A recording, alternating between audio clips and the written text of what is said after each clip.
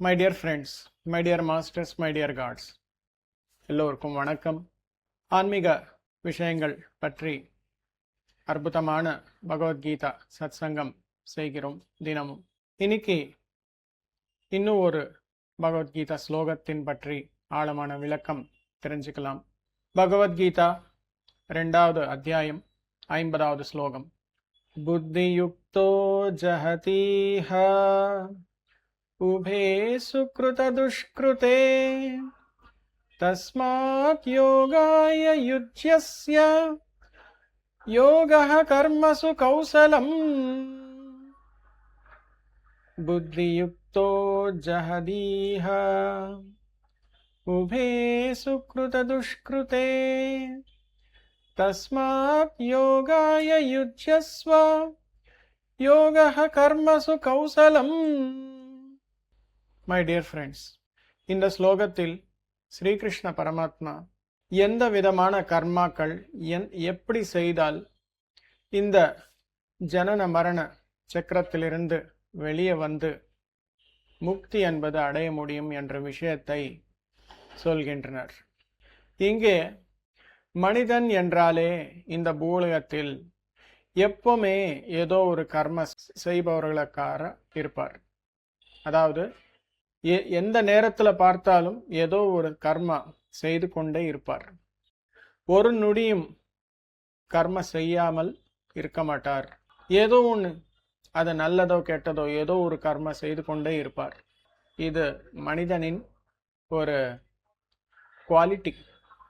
படைப்பின் தர்மம் என்றால் நீங்க எந்த கர்மா செய்தாலும் அதற்கு சம்பந்தப்பட்ட பாவமாகட்டும் புண்ணியமாகட்டும் உங்களுடைய கணக்கில் ஆட் ஆகும்.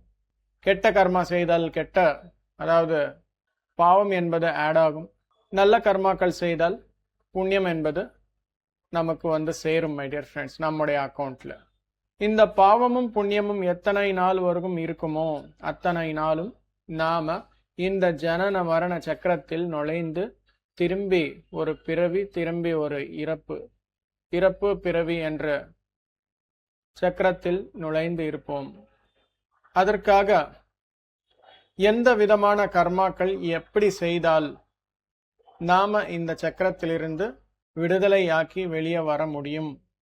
அதாவது இந்த பாவமும் இருக்கக்கூடாது, புண்ணியமும் இருக்கக்கூடாது. அந்த அக்கௌண்ட் 0 ஆகணும்.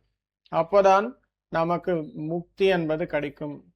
ஏற்கனவே நாம ஒரு ஸ்லோகத்தில் பார்த்திருக்கோம். யோகஸ்தः குரு கர்மாணி சங்கம் தியக்த்வா தனஞ்சய. இந்த விஷயத்தில் நாம பார்த்திருக்கிறோம். எப்பவுமே சமநிலை என்பது நமக்கு முக்கியமானது. சமத்துவம் யோக உச்சியதே. மனம் என்பது எப்பவுமே சமநிலையில் இருக்கணும். அந்த சமநிலையில் இருந்து கொண்டே நாம எந்த கர்மாவும் செய்தாலும் அது நமக்கு எட்டாது என அர்த்தம். இப்ப நமக்கு இன்னும் ஒரு ஸ்லோகம். இந்த ஸ்லோகத்தில் என்ன சொல்கிறார் என்றால் ஸ்ரீகிருஷ்ண பரமாத்மா யோக கர்மசு கௌசலம்.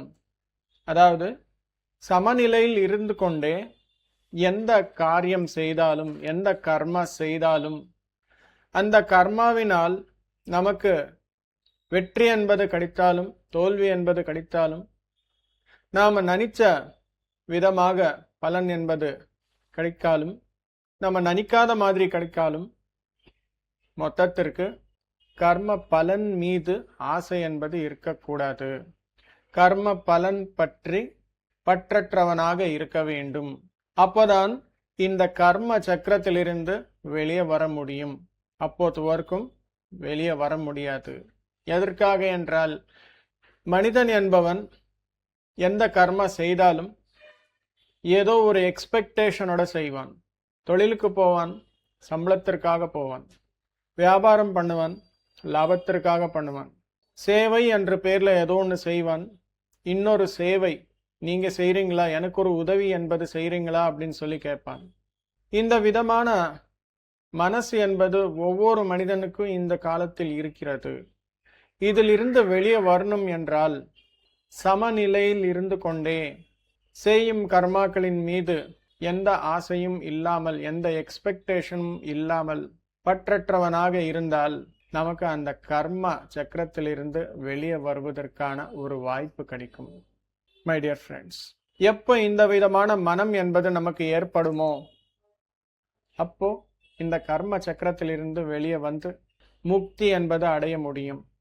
இப்போது வரைக்கும் நாம் செய்த பாவ கர்மங்களின் மூலம் வந்த கெட்ட அனுபவங்கள் எல்லாமே கிளியர் ஆகணும்.